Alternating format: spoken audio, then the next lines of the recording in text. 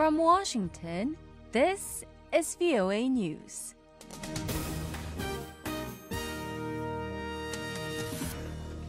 I'm Jee Abbey Lee reporting.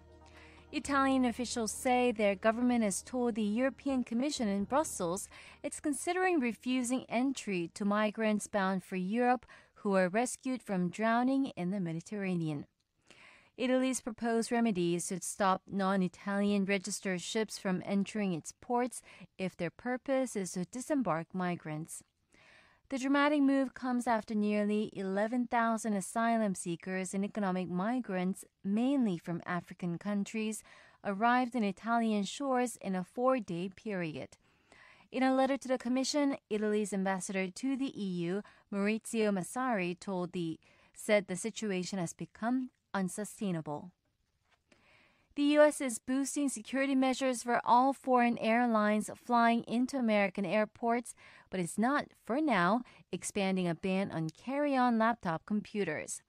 Homeland Security Secretary John Kelly said, "Make no mistake, our enemies are constantly working to find new methods for disguising explosives, recruiting insiders, and hijacking aircraft."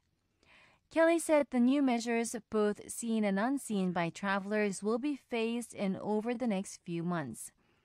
Passengers can expect more overall screening, closer examination of personal electronic devices, more security around planes and terminals, and dogs trained to sniff out bombs and chemicals.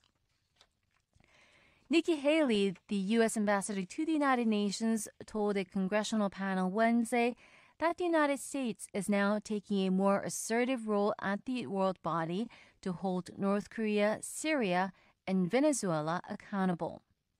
Haley says she successfully pushed the UN Security Council to adopt additional sanctions against North Korea. This is VOA News. U.S. Defense Secretary Jim Mattis says Syria appears to have heeded a U.S. warning not to use chemical weapons. Mattis noted there had not been a new chemical attack in Syria since the White House issued a warning earlier this week. Mattis made the comments to the press traveling with him in Europe ahead of a ministerial NATO meeting in Brussels. He started his day in Germany, where he met with his German counterpart and had some pointed comments aimed at Russian President Vladimir Putin. VOA's Jeff Custer reports from Washington. The two defense leaders held a ceremony commemorating the 70th anniversary of the Marshall Plan to rebuild Europe after World War II. During his remarks, Mattis also called out Russian President Vladimir Putin for causing what he called international mischief. I mentioned a moment ago that discouraged people in need of inspiration, and there are millions of people like that who live today in Russia. Their leader making mischief beyond Russian borders will not restore their fortunes or rekindle their hope. And while we will meet with any aggression with what Danish Defense Minister Claus Frederiksen said was determination, deterrence, and purpose, we will also watch for a Russia that honors its people enough to abide by international law and so win for them the peace that we all offer. Mattis and Vanderlin will join their fellow NATO ministers for meetings Thursday in Brussels. Jeff Custer, VOA News, Washington. A World Food Program review of the global hunger situation last year finds conflict emergencies in the Middle East, Africa, and elsewhere are hampering the UN's efforts in achieving zero hunger by the year 2030. Lisa Schlein reports for VOA from Geneva. The United Nations reports 795 million people in the world went hungry last year. World Food Program spokeswoman Bettina Luescher tells VOA the Sustainable Development Goal to eliminate hunger by 2030 does not, for now, appear realistic.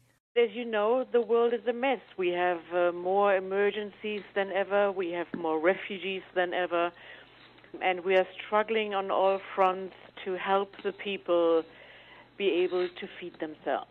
She says WFP urgently needs $1 billion to fight 4 looming famines in Yemen, Somalia, South Sudan, and in northeast Nigeria. Lisa Schlein for VOA News, Geneva. Both chambers of Congress are readying legislation to bar Americans from traveling to North Korea after the death of a U.S. citizen held by Pyongyang and amid continued detention of 3 others. I am Jee Abbey Lee in Washington. That's the latest world news from VOA.